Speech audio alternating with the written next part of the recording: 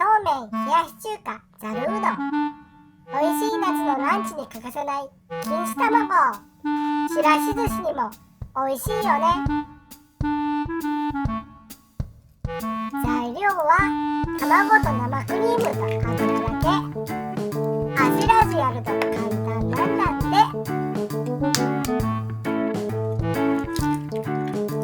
かけらが落ちた。おしゃべり終わり。料理の音をお楽しみください。生クリームを使うと淡い色のしっとりした錦糸卵に。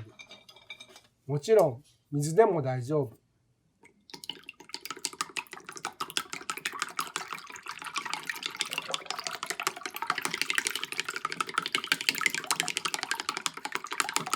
薄焼き卵では空気を含まないように左右に切って混ぜます。丸くかき混ぜると卵に空気を含んでブツブツに。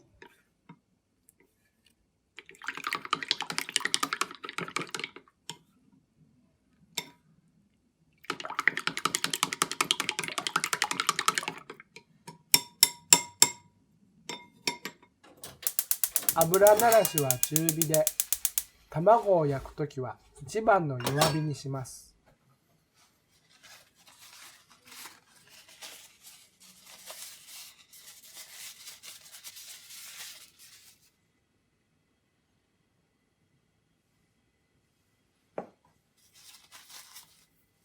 家庭料理には鉄のフライパンがおすすめ。鉄分が取れます。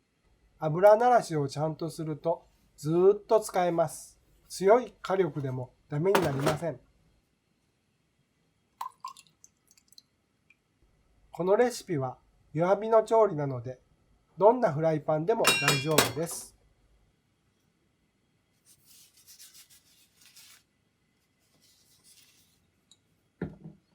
予熱して油をひいて油膜を作ってから卵を入れる。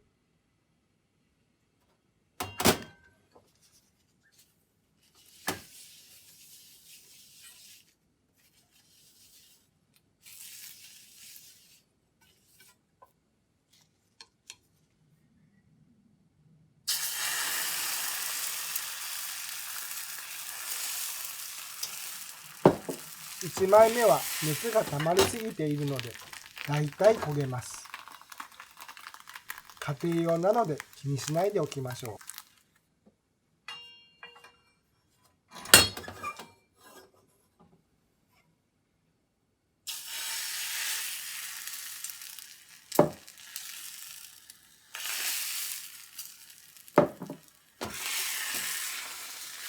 卵を入れるときはケチってなんぼ。少なめを心がけると薄くなります。卵少し多すぎない？分厚いじゃん。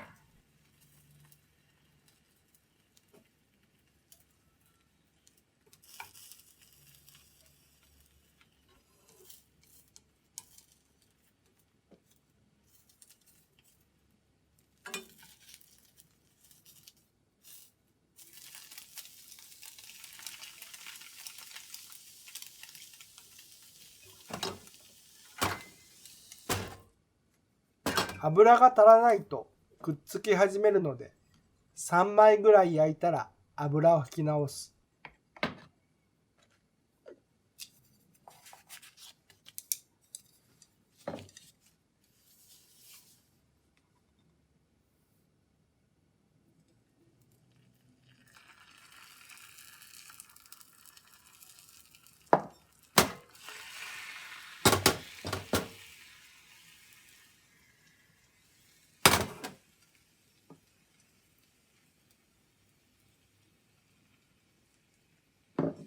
卵は固まらないとフライパンにひっつくので、鍋を少しずらしましょ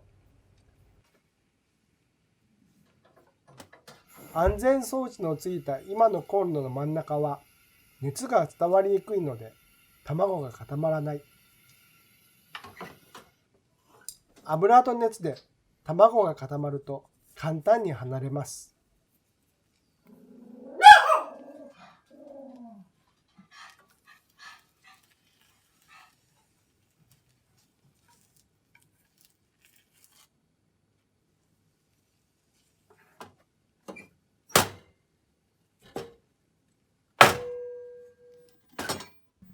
薄焼き卵できた鉄のフライパンはたわしで水洗い。簡単です。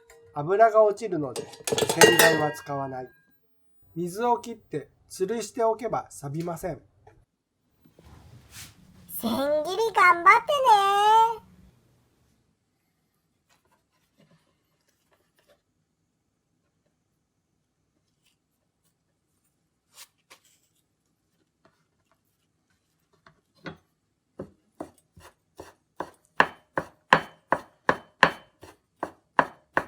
包丁ってどう使うのか教えてくれた鋼の和包丁。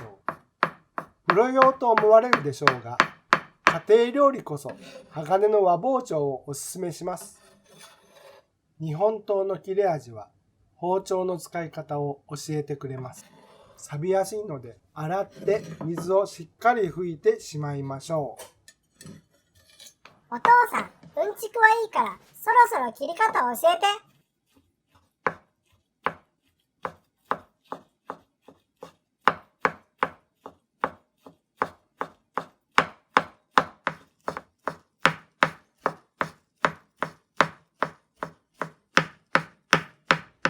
引き切りを気をつけるだけで千切りがとっても細くなります。まずは砥石か研ぎ器でお使いの包丁を研いで引き切りを試してみてください。